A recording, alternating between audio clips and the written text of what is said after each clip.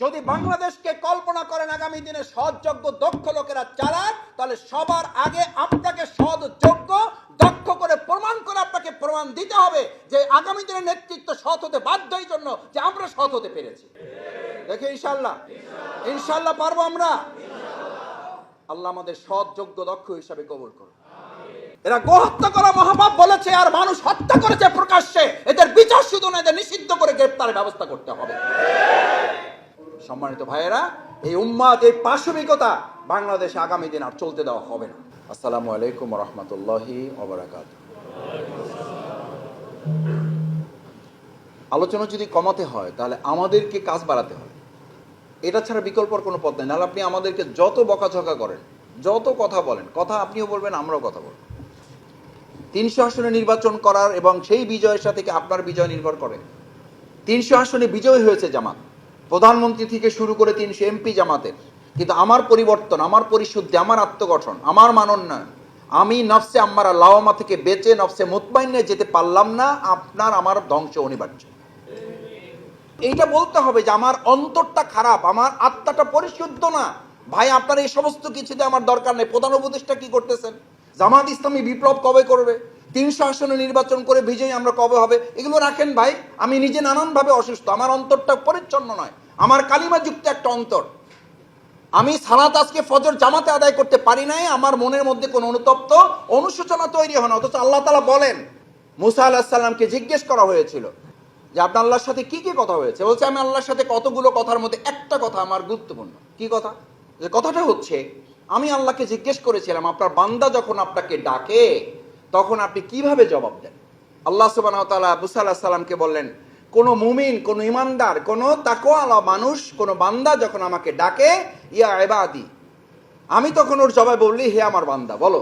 শেষ। সালাকা আন্নি ইবাদি, হে আল্লাহ আপনি কোথায় আছেন, আমি আপনার কাছে এখন চাই, কিছু চাই। এই কথা যখন বলে, ওই যা সালাকা ইবাদি আন্নি ফা ইন্নী করিব, আমি আমার বান্দাকে, ওই নেককার বান্দাকে আমি বলে দেই যে হে ইবাদি, হে আমার বান্দা, কি বলো। একটা কোশ্চেন, অ্যান্সার কয়টা? অনুতপ্ত, অনুশোচিত, বিগলিত, প্রত্যাবর্তন করা, তাও আবার যে আত্মা গুনাহ করেছে, নিজের ত্রুটি, সীমাবদ্ধতা, দুর্বলতা আইডেন্টিফাইড করেছে, এরপর অনুতপ্ত অনুসূচিত হয়ে সে আল্লাহর কাছে হাজির হয়েছে। আল্লাহকে ওই অনুতপ্ত অনুসূচিত ওই গুনাহগার ব্যক্তিটা যখন ডাকে, তখন আমি আল্লাহ তাআলা তাকে 3 বার জবাব দিই। কয়বার? 3 বার জবাব। ইয়া ইবাদি, ইয়া ইবাদি, ইয়া ইবাদি। আপনারা তো জানেন মুসা আলাইহিস সালাম আল্লাহকে একটু বেশি কোশ্চেন করতেন। এবার মুসা আলাইহিস সালামের কোশ্চেন হচ্ছে, আল্লাহ ঠিক আছে, একজনকে একবার দেন, একজনকে 3 বার দেন, তাই দেন, আমার তো কিছু করার নাই, কিন্তু কি কারণটা একটু জানা যায়? সুবহানাল্লাহ। এরপরে যদি আমরা প্রত্যাবর্তন করতে না চাই, এরপরে যদি কারেকশন করতে না চাই, এরপর যদি আমরা অনুতপ্ত না হই, এরপর যদি আমরা অনুশোচিত না হই, এর চেয়ে দুর্ভাগা মুসলিম, এর চেয়ে দুর্ভাগা ইমানদার আর পৃথিবীতে কেউ হতে পারে। আল্লাহ সুবহানাহু ওয়া তাআলা মুসা আলাইহিস সালামকে বললেন, মুসা, আমলওয়ালা একজন ইমানদার মানুষ, তাকওয়াবান একজন মানুষ যখন আমাকে ডাকে, সে তার আমলের উপরে ভিত্তি করে আমাকে ডাকে, হইলে হইতে পারে, না হইলে পারে, কোনো আমার আমল তো আছে। আর একজন গুনাহগার যখন আমাকে ডাকে, তখন সে 3টা কারণে আমার প্রতি নির্ভরশীল হয়। নাম্বার 1, এই দুনিয়াতে এক আল্লাহ ছাড়া তার দ্বিতীয় অনুভূতি হয় যে আমি যদি তাকে মাফ করি, এই পৃথিবীতে মাফ না করি, এই পৃথিবীতে আর এমন কেউ নেই তাকে মাফ করতে পারে। সে তখন এটা বলে, আল্লাহ আপনি যদি আমাকে ফিরাই দেন, এই পৃথিবীতে আর হাত তোলার জায়গা নেই। এই কথা যখন সে বলে, আমি ওই অবস্থায় আমি আমার বান্দাকে আরেকবার ডাকি, ইয়া ইবাদি, বলো তোমার কি করতে হবে। তৃতীয়, সবচেয়ে গুরুত্বপূর্ণ, একদিকে এই বান্দা ডাকতে থাকে, আমি এদিকে শুনতে থাকি, আর একদিকে ইবলিস তাকে টানতে থাকে। গুনাহ করেছ, অসুবিধা কি, মাপ চাইছো, শেষ, আমার গুনাহ করো। ওই যেন গুনার দিকে আর ধাবিত না হতে পারে। সাথে সাথে ওই ইমানদার ব্যক্তির ডাক আমি শুনলে শুনতেও পারি, নাও শুনতে পারি, তার চেতনাটা ওরকম। আর এই বান্দার ডাকটা আমি ইবলিসকে চ্যালেঞ্জ করে শুনি, যাতে আমার এই বান্দার আমার কাছ থেকে ফিরে গুনার দিকে ধাবিত না হয়। আমি ওকে আমার করে নেই, কারণ আমি বুঝতে পারি ও যেন আর ইবলিসের কাছে চলে না যায়, ওকে যেন আর ইবলিস প্রভুত্ব করতে না পারে, ইবলিস যেন ওকে আর কন্ট্রোল করতে না পারে। ভাইয়েরা, সে যেন স্মরণ করা হচ্ছে, তুমি কে, তোমার যে স্ট্রাকচার, তোমার যে বডি বিল্ডিং, তোমার অস্তিত্ব কি। অকাদ কুনতা মা মাহিনা, তুমি ওই যে মাটিতে পড়ে থাকা বালু, মাটিতে পড়ে থাকা একটা খোয়া, এখান থেকে এই বিল্ডিং এর এখন এত ডেকোরেশন দেখে বোঝা যাচ্ছে কি হাইরেজ বিল্ডিং। এই হাইরেজ বিল্ডিং এর অস্তিত্ব হচ্ছে খোয়া, মাটি, বালু, এগুলো পড়েছিল, ওখান থেকে নিয়ে এসে তারপর এক জায়গায় করা হয়েছে। আল্লাহ তাআলা স্টার্ট করেছেন, অকাদ কুনতা মা মাহিনা। আরে বেটা তুই এত বড় ইঞ্জিনিয়ার, আরে বেটা তুই এত বড় শফিকুল ইসলাম মাসুদ, তোর অস্তিত্ব কি? তুই তো এক ফোঁটা অপবিত্র অপরিচ্ছন্ন পানি ছিলি। ওমা কুনতা জাহিরা, তুই তো মূর্খ ছিলি। এখন ইংরেজি বাংলা উর্দু ফার্সি মিলাই এত কথা বলো। ওমা কুনতা সাগীরা, এত দুর্বল ছিলা। জীবনের গোটা 2 বছর ছিল কান্নাই ছিল আপনার ভাষা। এত বড় বিল্ডিং এখন বুলডোজার দিয়ে ভাঙতেও কষ্ট হবে। আর যখন আপনি এরকম একটা খোয়া এক টুকরি সিমেন্ট বালিতে ছিলেন, তখন পায়ের ঘষায় আপনি মাটির সাথে মিশে যেতেন। আল্লাহ তাআলা সেটা স্মরণ করতেছেন, ওমা কুনতা দাইফা, তুমি এত দুর্বল ছিলা যে জন্মের পর তোমাকে কেউ ধরে বের করে না নিয়ে আসলে তুমি বেরই হইতে পারতাম। আল্লাহ তাআলা সূরা আরাফের 172 নম্বর আয়াতে উল্লেখ করেন, আনতাকুলা ইয়াউমাল কিয়ামাতি ইন্না কুন্না আন হাযা গাফিলিন। আমাদের জন্য দোয়া করবেন, যে আপনি মাফও করবেন, দোয়াও করবেন, যে এরকম একটু আটকে রাখার মধ্যেই আমাদের কিছু প্রশান্তি এবং কিছু কার্যক্রম বাস্তবায়ন, যেটা আপনার ছেলেকে অবৈধ অস্ত্রে আটকাতে পারবে না, অবৈধ মাদক তাকে আটকাতে পারবে না। বিশ্বাস করুন, ওই জবাবের যে চিঠি তার ছেলেকে সে লিখেছে, বলছে এরপর থেকে যদি আমার ছেলে তোমাদের অনুমতি ছাড়া বাড়িতে একদিনও না আসে, আমার কোনো আফসোস নাই। কারণ আমি চাই না আমার ছেলে অস্ত্রে আটকে যাক, আমার ছেলে মাদকে আটকে যাক, আমার ছেলে অবৈধ পরকীয়া প্রেমে আটকে যাক, আমি সেটা চাই না। যদি তোমরা সেটা থেকে তাকে বাঁচাতে পারো, তাহলে এই 1.5 মাস তোমাদেরকে দিয়ে দিলাম। ইসলামী ছাত্র শিবির তৈরি করা হয়েছিল জামাত ইসলামীর কর্মী সাপ্লাই দেওয়ার জন্য। জামাত ইসলামীর কর্মী সাধারণ থেকে সাপ্লাই হবে, আর ছাত্র শিবির থেকে জামাত ইসলামী কি সাপ্লাই হবে বলেন? নেতৃত্ব সাপ্লাই হবে। আজ এখানে যারা আছেন, শুধু আমি এইটুকু দেখতে চাই যে আপনারা কর্মী রক্ষণ কি হবেন। আপনারা নিজেদেরকে আগামী দিনের বাংলাদেশ, উই ওয়ান্ট জাস্টিস, ইনসাফপূর্ণ একটা বাংলাদেশ তৈরি করার জন্য যেখানে যে নেতৃত্বের প্রয়োজন, সেই নেতৃত্বের জন্য কি আপনারা সবাই নিজেকে তৈরি করতে রাজি আছেন? ইনশাআল্লাহ রাজি আছেন? আপনারা কি শুধু বিল্ডিং বানাবেন না বাংলাদেশও বানাবেন?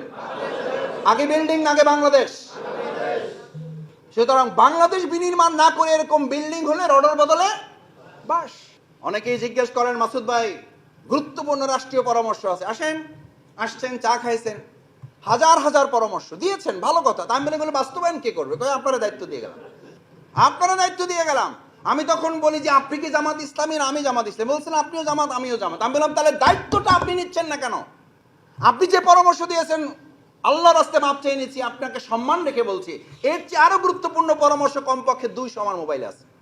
প্রবলেমটা হচ্ছে এই পরামর্শগুলো এক্সিকিউট করা লোকের তো আমাদের সংকট।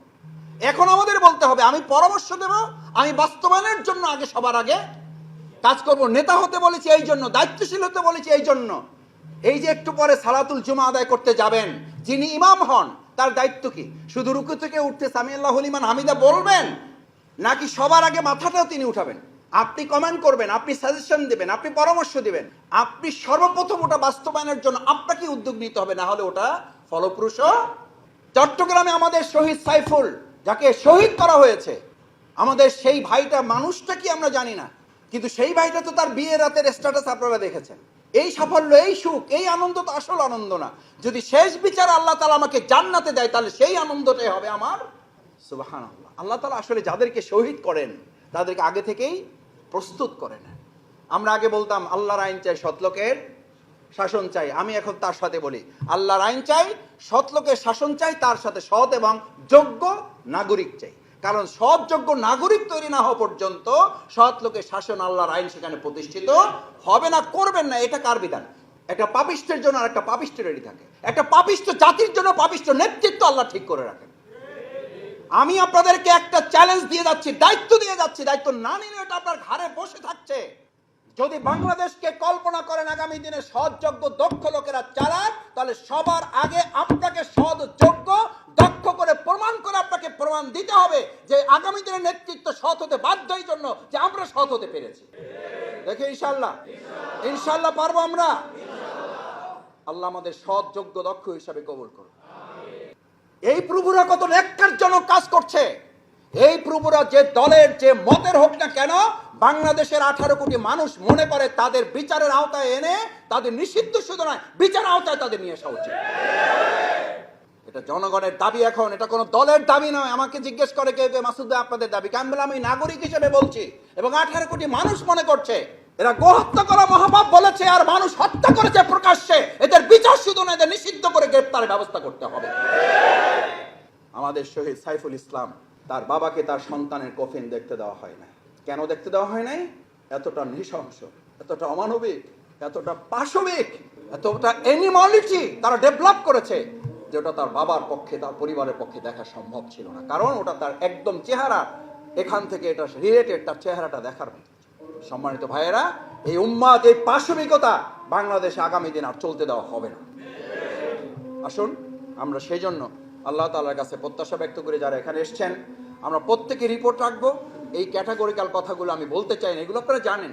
আমরা রিপোর্ট রাখবো, আমরা 5% নিসাব দেব, আমরা সংগঠনভুক্ত জীবনযাপন করবো, ইউনিট ওয়ার্ডে নিজে সম্পৃক্ত হব। এরকম প্রথম কাতারে সালাতুল জুমা আদায়কারীর জন্য আল্লাহর বক্তব্য, ওই নামাজীদের ধ্বংস। ওরা সালাত আদায় করেছে, ওরা আকিমুদ্দিনকে ধারণ করে না। আমি কিয়ামতের দিন ওদের গলা ধরে ধরে জিজ্ঞেস করব, ইন্না কুন্না আন হাযা গাফিলিন, কেন তোদেরকে আলমে আরো এক দ্রোহের জগৎ আমি বলে দেইনি? এটা আলাস্তু বিরাব্বিকুম, তোমরা প্রত্যেকে বলেছিলে ইয়েস। দেশের পরিস্থিতি যাই হোক, কেউ খোঁজ খবর নিক আর না নেই, কেউ জানতে চাক আর না চাক, কেউ জিজ্ঞেস করুক আর না করুক, কেউ আমাকে রিপোর্ট বই দেখ আর না দেখ, কেউ রোকন বৈঠকে ডাকুক না ডাকুক, কেউ আমাকে ইউনিট বৈঠকে ডাকুক না ডাকুক, কেউ আমার কাছ থেকে নিসাব চাক না চাক, কেউ আমার কাছ থেকে এনত উঠাক না উঠাক, আমার দায়িত্ব এটা, আমি আমার দায়িত্ব পালন করে জান্নাতে যাওয়ার সিদ্ধান্ত আমি গ্রহণ করেছি ইনশাআল্লাহ। আল্লাহ আজানের এই মুহূর্তের এই হাতগুলোকে আপনি কবুল করেন, আমাদের ত্রুটি বিচ্যুতি আপনি মাফ করেন, এই দেশ গঠনে আমাদেরকে গঠন করার তৌফিক দান করেন। আসসালামু আলাইকুম ওয়া রাহমাতুল্লাহি ওয়া বারাকাতুহু।